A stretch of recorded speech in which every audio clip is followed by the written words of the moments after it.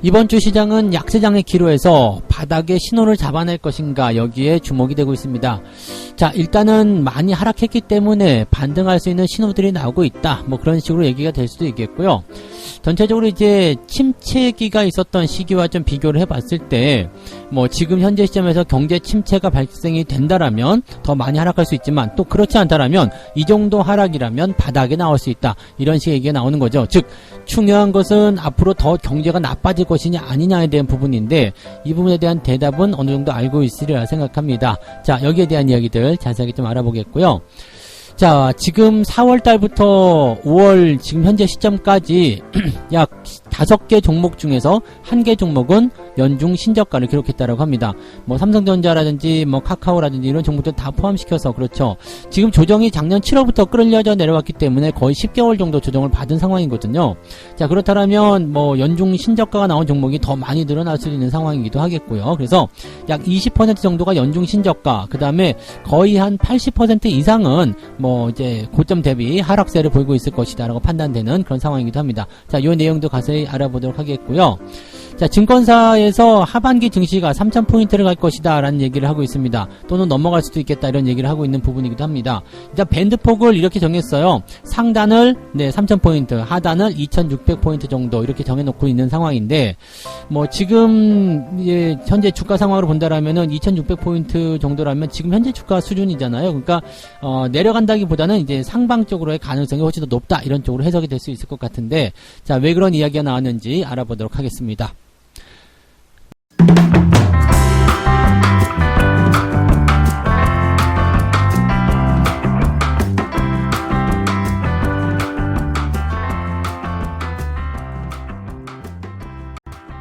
네, 반갑습니다. 오늘은 5월 23일 월요일입니다. 또다시 새로운 한 주가 시작이 됩니다. 자, 이번 주에도 뭐 주가가 반등을 할 것인지 아닐 것인지에 대해서 갑론을박이 계속 펼쳐지고 생각되고 있는데 뭐 시장에는 지금 일단 뭐 경제 지표부터 시작해가지고 여러 가지 재료들이 난잡하게 산재되어 있는 모습이긴 합니다. 자, 지난 주말에 해외 시장 살펴보시면 다우지수는 조금 올랐죠. 그리고 나스닥은 살짝 마이너스로 끝났는데 뭐 내용은 나쁘지 않았습니다. 초반은 상승 출발, 그 다음에 장 중반에 훅 밀렸다가 그거 다 회복하면서 마무리가 됐거든요. 그렇다면 현재 시점에서는 뭐 그다지 부담은 없을 것이다 생각될 수 있겠고요. 또 이런 식으로 장중에 많이 까고 내려가게 되면 아랫꼬리가 길게 달리잖아요. 즉 밑에서부터 매수가 들어왔다라고 판단해 볼 수 있는 내용이 좀 될 것 같습니다.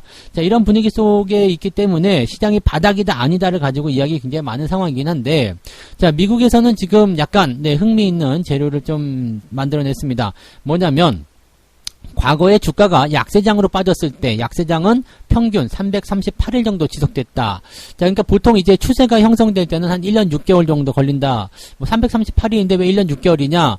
쉬는 날 있잖아요. 그러니까 이건 영업일 기준으로 338일이기 때문에 이제 쉬는 날을 제외하고 나면 그 정도 1년 6개월 정도가 맞습니다. 그래서 보통 이제 대형 추세, 뭐 큰 흐름, 주기 뭐 이런 것들은 대체적으로 18개월, 1년 6개월 정도 지속된다라고 판단하시면 됩니다. 그래서 지금 약세장이 평균 요 정도 1년 6개월 정도 수준이기 때문에 어떻게 본다라면은 뭐 최장기간의 어떤 그런 조정을 들어간다고 하더라도 여러분들이 생각하셨을 때 이 정도면 다 내려오지 않았냐 생각될 수 있는 부분이 좀 될 거예요. 그래서 1년여 정도 지금 조정받은 시점에서는 바닥을 잡고 움직이기가 훨씬 더 쉬워졌다라고 보시면 되겠죠.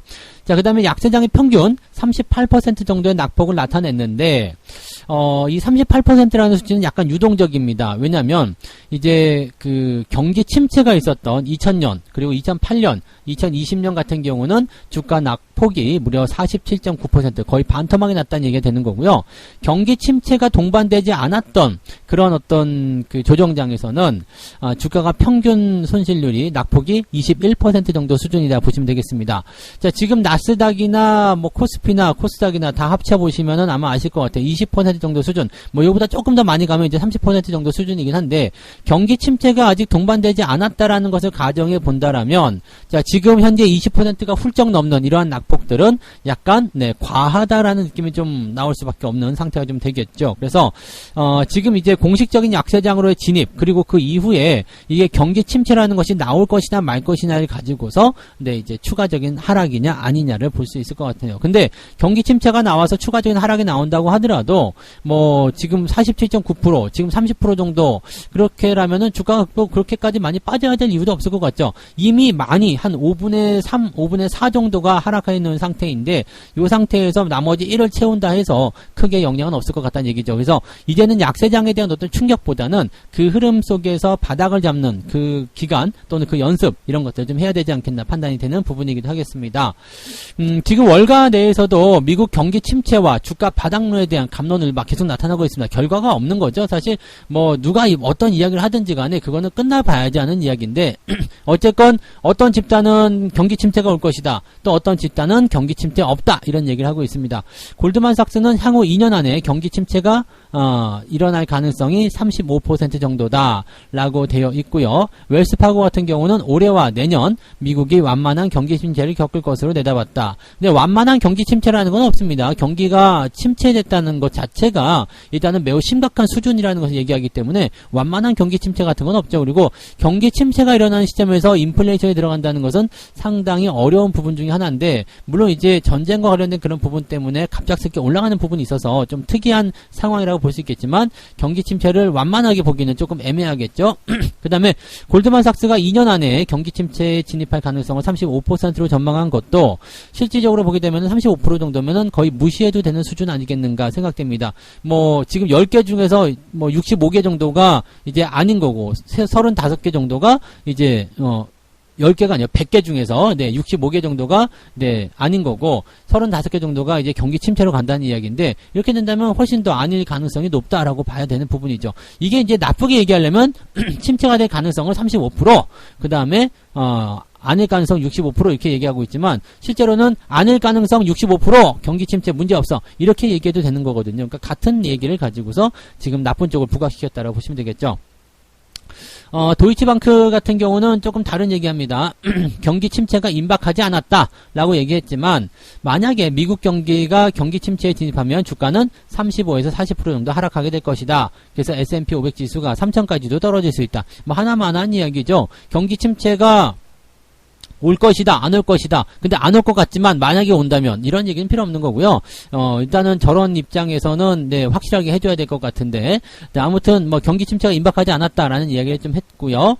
뱅크 오브 아메리카 역시도 최악의 시나리오가 현실할 경우에는 주가가 많이 하락할 수 있다. 그렇지만 아직까지는 그런 네, 모습들이 확인되지 않고 있고 하지만 또 바닥을 이야기하는 그런 항복의 신호들이 나타나지 않고 있다. 그래서 추가적으로 더 하락할 수도 있는 그런 가능성이 있지 않겠느냐라고 볼 수도 있는 부분입니다. 반면에 JP모건 같은 경우는 경기 침체가 발생하지 않을 것이다 라고 얘기를 하고 있고 지금 주가가 최근에 급락세를 회복할 수 있을 것이다 라는 얘기도 같이 나오고 있습니다. 지금 이렇게 뭐 서로 의견이 갈리는 부분도 좀 있고요. 조금 자신 없는 듯이 한 발 빼는 듯한 그런 투자은행들도 보이는 것처럼 지금 바닥이다 아니다를 논하기는 조금 애매해요. 그런데 이런 것들이 이제 생기는 것 자체가 이렇습니다. 이미 많이 내려왔거든요. 이미 많이 내려온 상태이고 또 경기가 나빠진다라고 확신하기가 애매한 구간이잖아요. 그러니까 경기가 조금씩 좋아지고 있는 상태 그런 것들을 보여주고 있는데 경기가 나빠진다 이렇게 보기도 조금 애매하죠. 실질적으로는 지금 뭐 이제 이번 주에도 소매 판매라든지 또는 뭐 이런 그 부분에 대한 영향을 계속 받을 거예요. 그래서 소매점 기업들의 어떤 실적이라든지 이런 것들이 어떻게 나오느냐 이게 중요하겠죠. 이번 주에도 지금 소매 그 관련한 그런 기업들의 실적 발표가 있는데 그런 것들도 좀 있고 내구재 주문, 뭐 GDP, 뭐 그다음에 의사록 뭐 등등등 여러 가지가 발표가 될 텐데 약간은 조금 지표는 안 좋습니다. 그래서 지수를 끌어올릴 만한 재료가 조금 부족한 상황이긴 한데 과연 이런 부분들을 또 어떤 식으로 끌고 나갈 것인지 과연 주가가 많이 떨어졌다는 이유만으로 이 부분에서 반등을 치고 나갈 수 있을 것인지 여기에 대한 부분들 한번 보시긴 해야 될 것 같습니다. 근데 뭐 상황이 좋아지려면 경제 지표가 나쁘게 나와도 와 이 정도밖에 안 나빠졌다 이런 식으로 또 얘기가 될 수 있거든요. 그러니까 나빠지려고 그러면은 와 이렇게나 나빠졌어 이건데 좋아지려고 한다라면 이거밖에 안 나빠졌네 이런 식으로 얘기가 나올 수 있어서 요거는 뭐 하나만한 얘기일 것 같아요. 그래서 시장은 아직 네 바닥인지 아닌지도 모르겠고 투자를 해야 되는지 아닌지도 모르겠고 혼란스럽다 이런 식으로 미국에서 나오고 있다 보시면 되겠죠. 국내 증시도 역시 마찬가지예요. 코스피 지수가 2599에서 2650 사이에서 움직일 것이다. 지금 현재가 대비해서 현재 주가 대비해서 뭐 크게 움직이지 않는 그런 형태의 모습이다라고 보시면 되겠죠. 그래서 NH증권이 약간 이제 보합 수준의 그런 포인트로 보시면 되겠고요. 대체적으로 이제 뭐 악재가 이제 호재로 적용될 수 있는 가능성과 그 다음에 기업들의 수익성 또는 상하이 봉쇄 해제에 대한 기대감 뭐 등등등이 이제 기대감이다. 또 주가 많이 떨어졌기 때문에 밸류에이션에 대한 매력도 높아졌다. 이런 얘기가 있었고요. 자, 미래에셋증권에서는 무슨 얘기가 나왔냐면 시장에는 큰 부담이 없을 것이다. 물가지수에 대한 쇼크 때문에 시장이 충격을 받았다. 근데 사실 물가지수 때문에 쇼크를 받은 것 같지는 않고요. 네, 기업들, 소매업체 기업들의 실적 발표 때문에 그런 것 같은데 지난번에 말씀드렸지만은 뭐 1분기 실적 같은 경우는 나쁠 수 있어요. 근데 네, 2분기에 좋아지면 그만이거든요. 그리고 실질적으로 이제 2분기 4월 달부터 시작되는 이런 소매 판매 같은 그런 지표들이 이제 물가지수 같은 것들이 뭐 크게 문제 없이 진행되었다라는 것을 생각해 본다라면 뭐 괜찮지 않을까라는 생각도 좀 해봅니다. 자, 대신 이거는 조금 재밌는 이야기를 좀 했습니다. 2600포인트 이하에서는 적극적으로 비중을 확대하라. 2600 정도에서는 비중을 확대하라. 이런 얘기가 나왔죠. 만약에 2600 정도가 저점 구간이긴 한데 여기서 만약에 더 떨어지게 되면 적극적으로 매수를 해라 라고 얘기를 하고 있는 모습입니다. 야, 이렇게 된다라면 네, 대신증권에서는 지금은 바닥이라고 보고 있는 것이 확실하겠죠. 자, 시간과의 싸움이 피곤할 수는 있겠습니다만 지나치게 걱정할 흐름은 아니다. 버틸 수 있으면 버텨라 라는 얘기를 하고 있는 모습입니다. 자, 그 다음에 SK증권 역시도 6월 FOMC 전까지는 변동성을 이어갈 것이다. 근데 7월까지는 계속 그럴 것 같아요. 오르락 내리락 하면서 바닥을 잡는 구간이 좀 필요하겠죠. 지금 지수 같은 경우도 마찬가지예요. 한두 달 정도는 옆으로 더 서줘야지만이 뭔가 이제 지수 구성을 좀 만들어내지 않을까 생각되기도 하겠습니다. 그래서 바닥을 잡는 게 일단 중요하기 때문에 뭐 단기적으로 많이 오르거나 또는 뭐 단기적으로 많이 하락하는 거 이런 것들은 단발성으로 나오는 재료들에 민감하게 반응할 필요 없을 것 같고요. 추세가 어떻게 형성되어 가느냐에 따라서 대응 전략을 같이 하시면 될 것 같습니다. 이번 주도 그냥 네, 별 볼 일 없지 않을까 생각되는데 만약에 그렇다면 매매 주체가 누구인지 봐야 돼요. 만약에 외국인이 들어온다 또는 기관이 들어온다에 따라서 달라질 수 있고요. 대형주가 움직이느냐 중소형주가 움직이느냐에 따라서 여러분들의 체감하는 그런 시장 분위기가 달라질 수도 있을 것 같습니다. 일단 그래도 외국인들이 매수가 좀 들어와서 전체적으로 시장을 끌어올리고 투자 심리를 개선시켜주는 게 그나마 좀 낫겠죠. 근데 대신에 그렇게 된다면 계좌의 상승은 조금 더뎌질 수 있다는 것만 참고하시면 될 것 같긴 합니다. 네, 자, 두 번째 이야기로도 넘어가 볼게요. 두 번째 이야기, 증시의 잔인한 봄이 왔다. 네, 지나가고 있다. 5개 종목 중 한 종목이 1년 내 최저가다. 뭐 같이 연결되는 그런 얘기인 것 같긴 합니다. 지금 보면 이제 4월 달부터 5월 20일까지의 시장 내용을 좀 살펴보니까 코스피 시장에는 940개 종목이 있대요. 이 중에서 최근 1년 신저가로 하락한 52주 신저가로 하락한 것이 160개, 약 17% 정도였고요.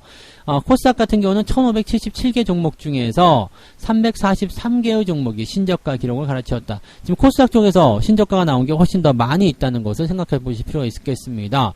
삼성전자도 지난달 28일 날, 네, 52주 신저가 갱신을 했고요. 네이버, 그리고 뭐 카카오, 이런 것들 전부 다 그렇게 되어 있죠.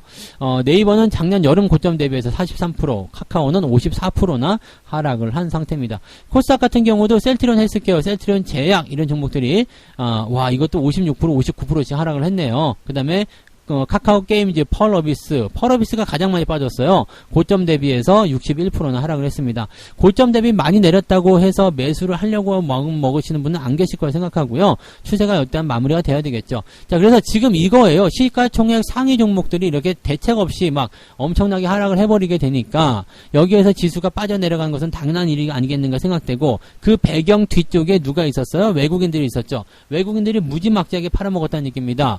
자, 이렇게 팔아먹은 외국인들이 과연 매수로 들어오는 것은 언제쯤일까? 이게 중요하겠죠. 최근에는 이제 뭐 환율이나 이런 것들 얘기를 많이 하고 있는 부분들인데, 자, 이 시총 상위주를 중심으로 해서 외국인과 기관 투자자들이 주가를 끄집어 내렸다 얘기예요. 지금 올 들어가지고 외국인들은 14조 8천억을 팔아먹었는데 그 중에서 삼성전자가 5조 원 정도 된답니다. 그 다음에 기관도 9조 원을 순매도했어요. 그러니까 둘이 합쳐가지고 얼마예요? 23조 8천억의 기록적인 순매도를 보였고, 그걸 누가 다 받았어요? 개인들이 받은 거죠. 자, 지금 이 정도 갖다가 내다 던지면은 지수가 많이 빠지는 것이 어떻게 보면 좀 당연한 얘기다 라고 볼 수가 있겠죠. 자, 지금 어쨌건 지금 현재 시점에서 외국인들이 기업들의 매도 부분들이 조금씩은 줄어들고 있는 모습이긴 해요. 이 환율에 대한 영향을 분명 받았을 거라 생각되고요. 그다음에 물가지표에 대한 부분들이 조금씩 안정을 찾다 보니까 금리 인상이 이렇게 되면 조금 느슨해지지 않겠느냐라는 생각도 좀 해볼 수가 있습니다. 일단 6월달까지 또는 7월달까지는 0.5%의 그런 금리 인상을 계속 단행할 수밖에 없겠지만 그 이후에 상황이 좋아진다라면 또 이것도 괜찮아지지 않겠느냐 이런 얘기가 되는 거죠.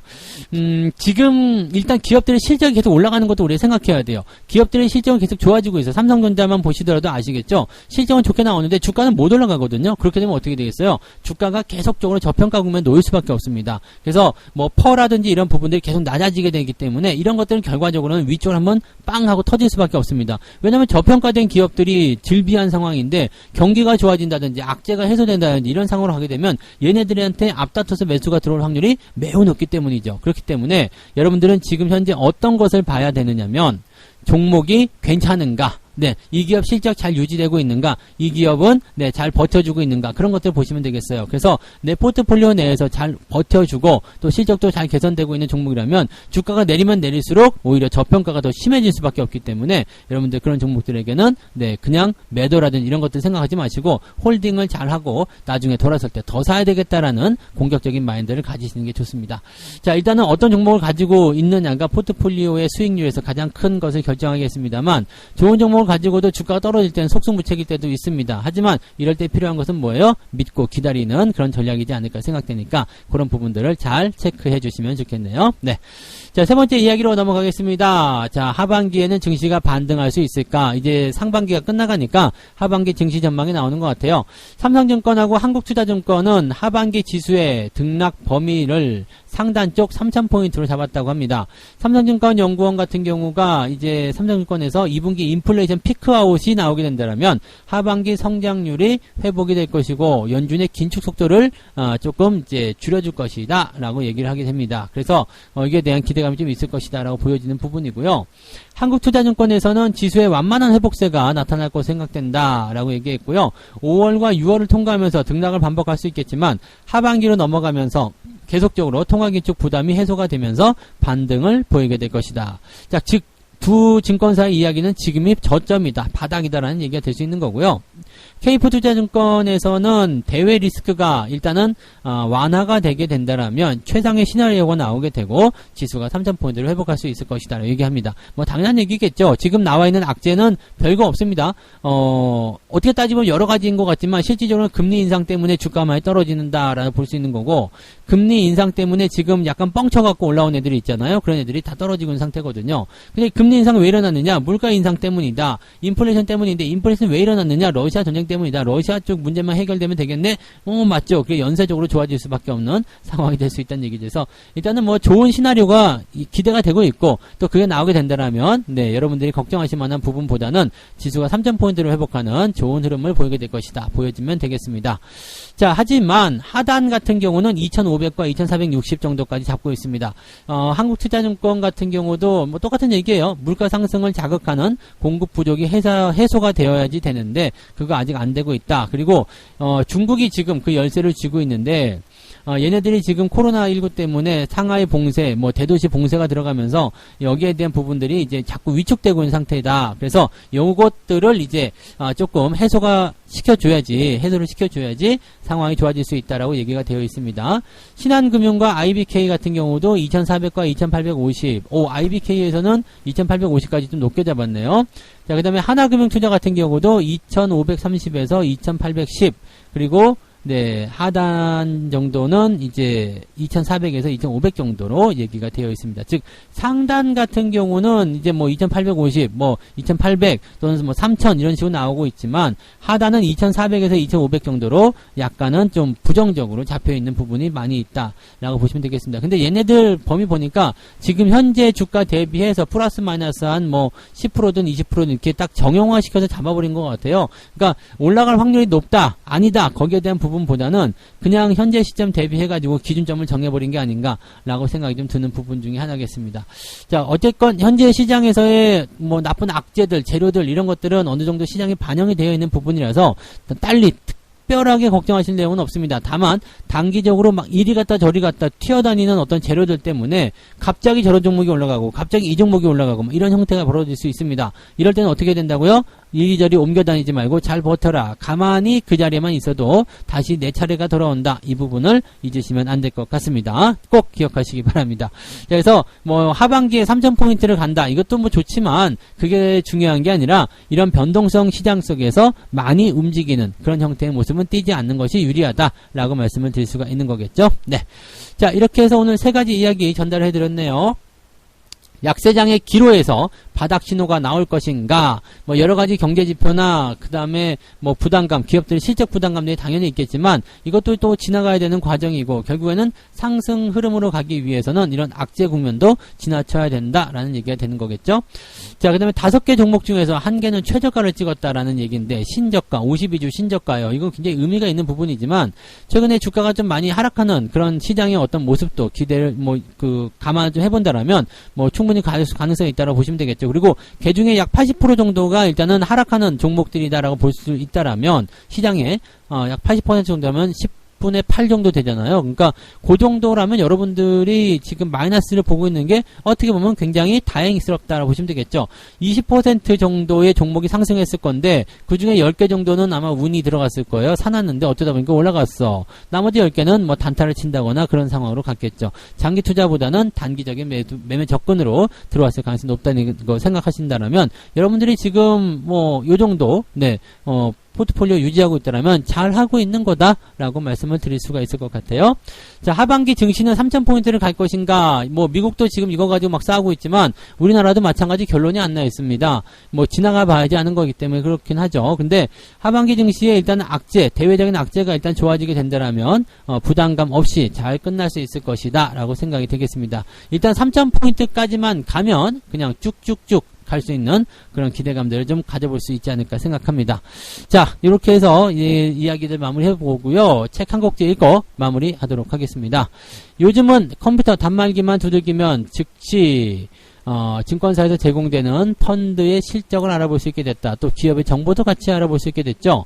하지만 이 모든 것들은 과거의 실적일 뿐이고 과거의 재료일 뿐이다. 따라서 투자자들은 백밀러만 보면서 오토바이를 몰고 가는 잘못을 범하기가 쉬워졌다. 옛날에 좋았으니까 이번에도 좋을 거야. 이런 것들은 아주 깜찍한 발상이죠. 절대로 그렇지 않다라는 것을 꼭 기억하셔야 됩니다. 제가 재무제표 강의를 해드릴 때 뭐라 그랬어요?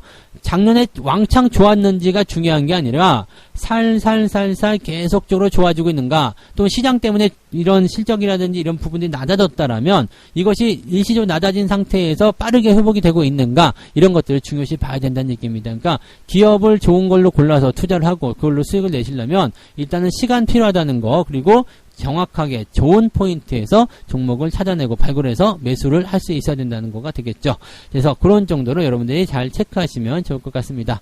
자, 월요일이라서 또 아침에 거래량이 별로 없겠죠. 만약에 좋은 소식이 많이 달라붙었다라면 주가가 더 많이 상승할 것으로 기대를 해볼 수 있을 것 같긴 한데 아직은 재료적인 부분보다는 경계심이 훨씬 더 많은 편이기 때문에 서두르실 필요는 없을 것 같다 생각이 듭니다. 자, 올라가는 종목들을 그냥 가만히 뭐 놔두면은 조금 아깝게 하겠습니다만 그래도 조금 더 안정감 있게 확인을 하고 내 자리로 확실하게 들어왔을 때 매매를 진행하시면 좋지 않을까 생각되네요. 네.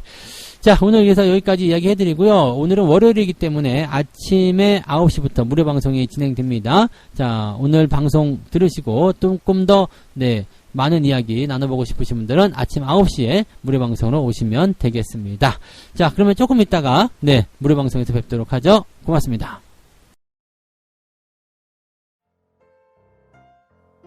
본 방송에서 제공되는 모든 정보는 투자 판단의 참고 자료이며 투자의 최종 책임은 본 방송을 이용하는 본인에게 있습니다.